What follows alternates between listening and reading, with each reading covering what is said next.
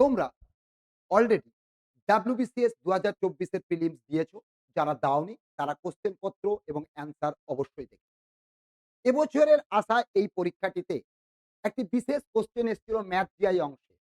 কোয়েশ্চেনটা ছিল permutation combination এর উপরে অরিজিনালি। কিন্তু খুব ফ্ল্যাট একটি কোয়েশ্চেন নয়, খুবই স্ট্যান্ডার্ড একটি কোয়েশ্চেন। তো যাই হোক সেই কোয়েশ্চেনের অ্যান্সার বা কিছুটা এক্সপ্লানেশন তোমরা বিভিন্ন জায়গায় পেয়েছো। তাহলে হঠাৎ করে আমি নতুন করে এই ভিডিওটি কেন করব? তার আগেই বলি, একটু ধৈর্য ধরে যদি পুরো ভিডিওটি দেখো, হয়তো ৮ থেকে ১০ মিনিট বা ১৫ মিনিটের ভিডিও হবে। তাহলে সুবিধে পাবে তোমরা যারা সাফল্য পেতে চাইছো বা সঠিকভাবে অ্যান্সার করে আসতে চাইছো, তাদের জন্য কিছু একটা দিতে পারবো আশা করি। আসলে এই যে প্রশ্নটি ছিল খামের চিঠি, ৩ টে চিঠি ৩ টে খাম, তার অ্যাড্রেস মিসম্যাচ হবে। এই প্রশ্নটি অরিজিনালি একে আমরা বলি প্রবলেম অফ ডি-অ্যারেঞ্জমেন্ট বা অবিন্যস্ততা। Problem of D-arrangement. ব্যাপারটা কিরকম? আগে আমাদের এই পুরোনো কোয়েশ্চেন থেকে ইন ডিটেইল বুঝি এবং সেই অ্যান্সারটা করে নেই। এটাও আমার মূল উদ্দেশ্য নয়। উদ্দেশ্য হচ্ছে পরবর্তীকালে যদি ৩ এর জায়গায় ৪ থাকে, ৪ এর জায়গায় ৫ থাকে, তাহলে কি উত্তর হতে পারে? সেটা সহজে মনে রাখবো, কিছুটা মুখস্থ করাবো, কিছুটা লজিক দিয়ে আমরা বুঝিয়ে দেব। যদি কোথাও কোনো কারণে ডেসক্রিপটিভ এ করতে হয়, সেটা যাতে আমরা করতে পারি।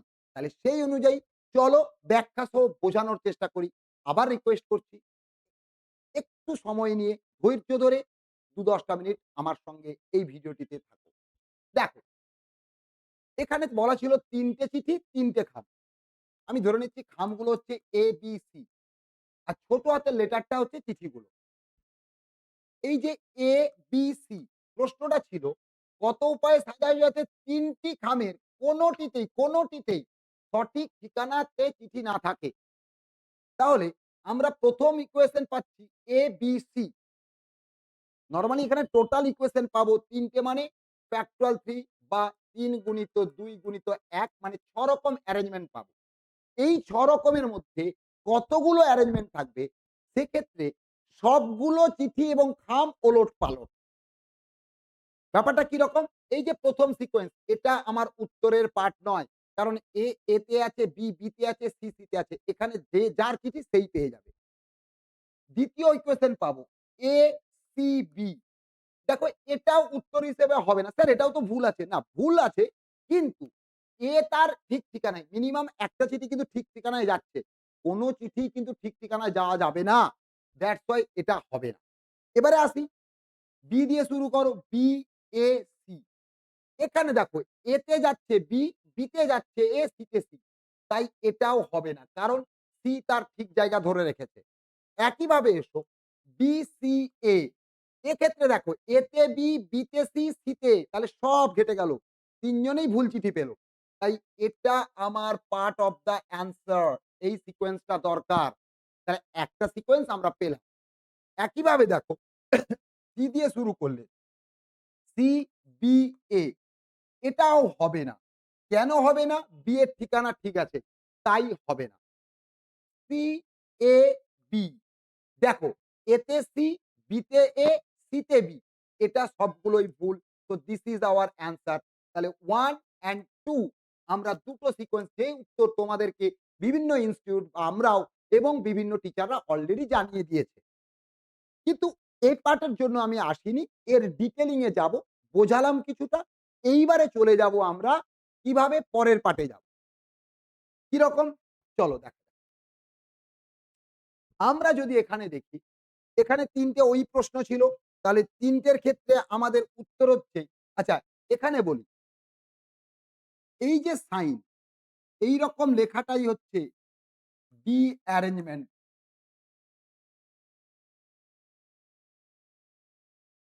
মানে n এর বাঁদিকে থাকলে অ্যারেঞ্জমেন্ট। আর এইটা হচ্ছে ফ্যাক্টোরিয়াল সাইন। ওকে? এইবারে দেখো। তাহলে ৩ ছিল ডিঅ্যারেঞ্জমেন্ট অফ 3 ইকুয়াল টু আমরা উত্তর পেয়ে গেছি 2। একইভাবে আমরা যদি পাই এইরকম তাহলে derangement of just a minute. D derangement 3 এটাই যদি ৪ থাকে, ডি অ্যারেঞ্জমেন্ট 4 এর মান দরকার হলে এটা মুখস্থ করে নাও। দ্যাট ইস 9 হবে। ডি অ্যারেঞ্জমেন্ট অফ 5 মানে ৫ টা চিঠি ৫ টা খাম। সেক্ষেত্রে উত্তর হবে 44। ক্যালকুলেশন করে অবশ্যই দেখাবো।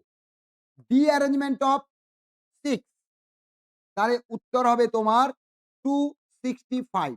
স্যার আপনি মুখস্থ করেছেন? হ্যাঁ, কিছুটা তো মুখস্থ করতেই হয়েছে। কিন্তু তার আগে পড়াশোনা করতে হয়েছে কিছুটা হলেও। কিছুটা বোঝার চেষ্টা করেছি। এবং যাতে সমস্ত রকম বিশেষত যাদের আমাদের ম্যাথমেটিক্যাল ব্যাকগ্রাউন্ড নেই, যারা ম্যাথটাতে একটু আমরা কুঁচকে যাই, ভয়ে থাকি, তাদের জন্যই এই পাঠটা যতটা সহজে তোমাদের সামনে তুলে ধরা যায় সেই চেষ্টাটাই করে চলেছি। আশা করি সাথে থাকবে। তাহলে এইভাবে দেখো ডি অ্যারেঞ্জমেন্ট 7 যদি হয় সেটা 1854 এটা তোমরা কারণ এরপরে হয়তো আর দেবে না। কিন্তু যদি দেয় এগুলো ব্যাখ্যা সহ কিভাবে করব চলো আমরা একটু দেখে নিই। আমরা চলে যাই পরের পাঠে। কত আছে 4 এই ডি অ্যারেঞ্জমেন্ট অফ 4 টাকে আমরা কিভাবে করব দেখো অ্যান্সারটা কিভাবে বের করব। তার আগে আরেকটা জিনিস তোমাদেরকে বুঝতে হবে। ব্যাপারটা কিরকম? আমরা যখন ১ম এ দেখছিলাম ABC এর ক্ষেত্রে একটা সিকোয়েন্স পুরো ঠিক, ওটা আমার উত্তরে আসবে না, ওটা বাদ যাবে। আবার পরে বি এর পজিশনটা কোথাও, কোথাও ঠিক, কোথাও, কোথাও সি এর পজিশন ঠিক। ওখানে ৩ টে লেটার ছিল। এইটাই যখন ৪ থাকবে ৪, ৪, ৪ তার মানে ধরো ABCD ফর এক্সাম্পল তাহলে এ কতগুলো জায়গায় ঠিক থাকবে? একটা সিকোয়েন্স ABCD সবাই ঠিক। তারপরে A এর রেসপেক্টে BCD র কেস আসবে। তারপরে প্রত্যেকটার রেসপেক্টে সিডির কেস আসবে। যেগুলো ওলটপালট হবে। সেই অনুযায়ী যখন ক্যালকুলেট করতে থাকবো, তখন আমরা কিভাবে করব সেটা চলো আমরা দেখে নেই। আমরা দেখব কিভাবে? Just a minute. আমরা যদি এটাকে একটু লজিক্যালি বলি, এই ৪ বা ৫ বা ৩ যেটা দেবে সেটাকে আমরা n ধরে নিচ্ছি। তাহলে derangement of n equal to factorial n into 1 minus 1 by factorial 1 plus 1 by factorial 2 minus 1 by factorial 3 plus 1 by factorial 4 dot করে চলতে থাকবে এইভাবে শেষ অবধি। এখানে মজার আছে। এখানে বলে রাখি, যদি ৪ অবধি থাকে তাহলে ৪ এ শেষ। একটু ভুল লিখে ফেলেছি। এই জায়গাটা মাইনাস হবে। এই জায়গাটা কিন্তু মাইনাস হবে। মানে দেখো minus, plus, minus, plus, minus, plus and so on. আবার বলছি minus, plus, minus, plus, minus. ৪ থাকলে ফ্যাক্টরাল আচ্ছা এই অবধি আসবে আমার ফ্যাক্টরাল n অবধি। প্লাস হবে না মাইনাস হবে ডিপেন্ড করবে কারণ n এর মানের উপরে।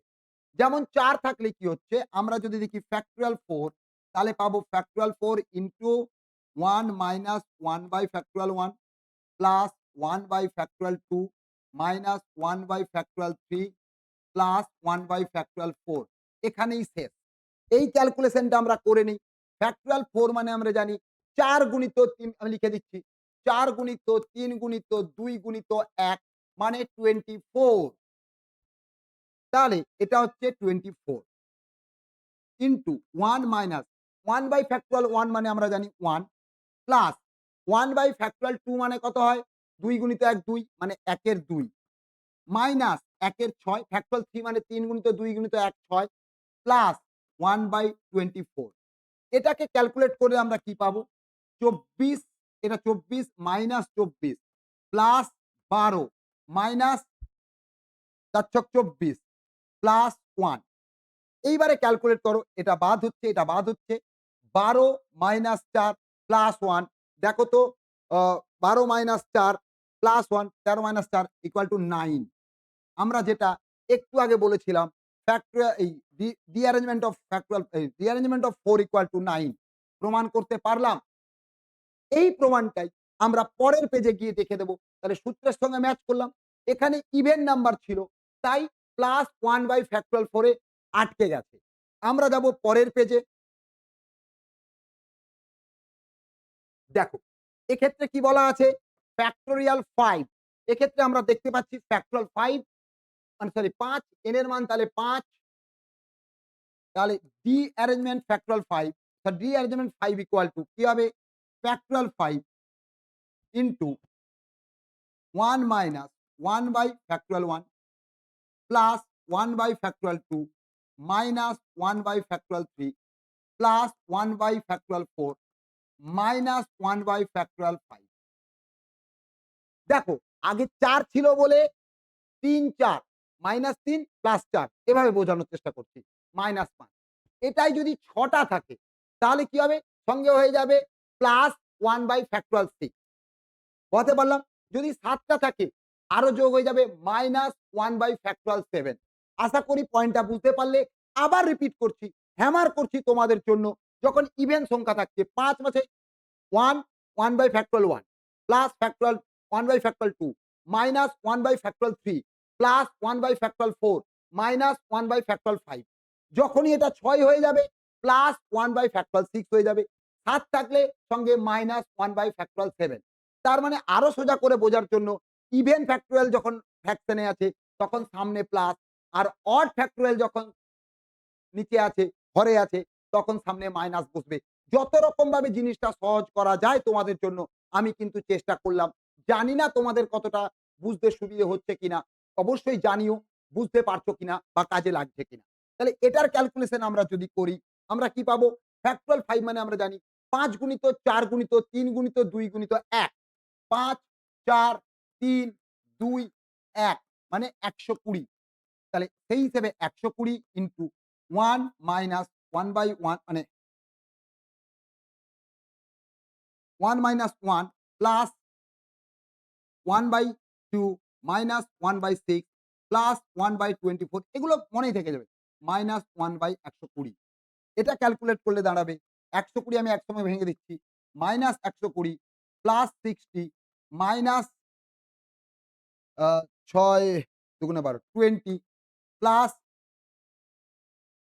২৪ আছে ৫ মাইনাস 1। এটা ক্যালকুলেট করো আমরা কি পাবো? ১২০, ১২০, ৬০, ২০, ৪০ মাইনাস ৫ প্লাস 1 ইকুয়াল টু 44।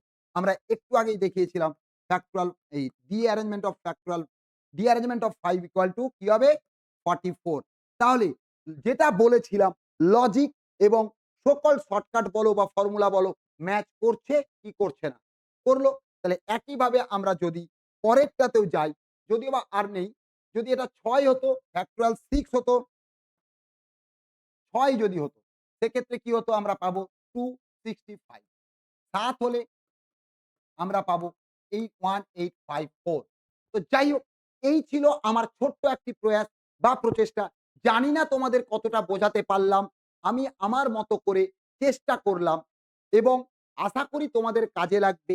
বিশেষত যারা আমরা ম্যাথ ব্যাকগ্রাউন্ডের নই, তাদের জন্য আমার এই প্রচেষ্টা। ভালো লাগলে পাশে থেকো, না ভালো লাগলে অবশ্যই জানিও। পরবর্তীকালে আরো ভালোভাবে তোমাদের কাছে আসার চেষ্টা করব এবং নিজেকে রেকটিফাই করে তোমাদের সামনে তুলে ধরার চেষ্টা করব। কারণ গ্রাসরুট এডুকেশন আমরা তোমাদের আত্মবিশ্বাস বাড়ানোর চেষ্টা করি। শুধু আশ্বাস দেই না, বিশ্বাস যোগাই। ভালো থেকো এবং যদি ভালো লাগে অবশ্যই আমাদের এই চ্যানেলটিকে লাইক করো, শেয়ার করো এবং সাবস্ক্রাইব করো। All the best.